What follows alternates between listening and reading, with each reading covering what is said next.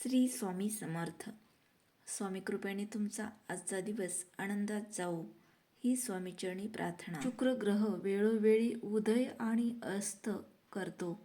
त्याचे परिणाम मानवी जीवनावर आणि जगात जाणवतात किंवा दिसून येतात.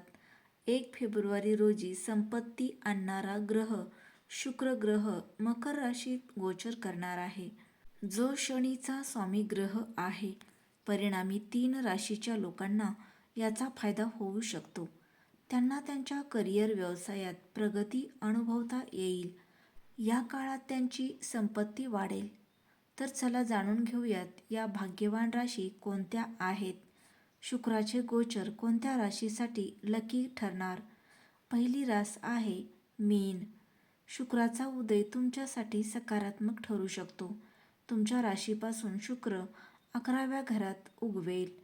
यामुळे तुमच्या उत्पन्नात लक्षणीय वाढ होऊ शकते.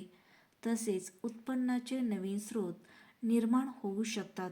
शेअर बाजारात गुंतवणूक करूनही तुम्हाला फायदा होऊ शकतो. काही जण नवीन कौशल्ये, भाषा शिकू शकतात किंवा डिजिटल प्लॅटफॉर्म्समध्ये सहभागी होऊ शकतात. या काळात प्रेमसंबंधामधील गैरसमज दूर होतील.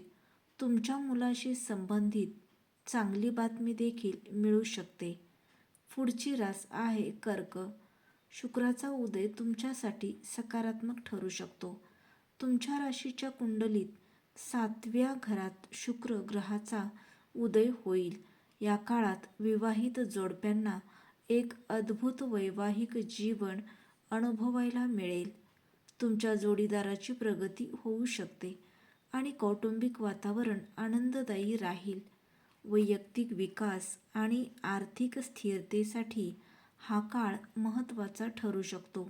या काळात तुमचे व्यक्तिमत्व देखील सुधारेल. या काळात अविवाहितांना लग्नाचे प्रस्ताव मिळू शकतात.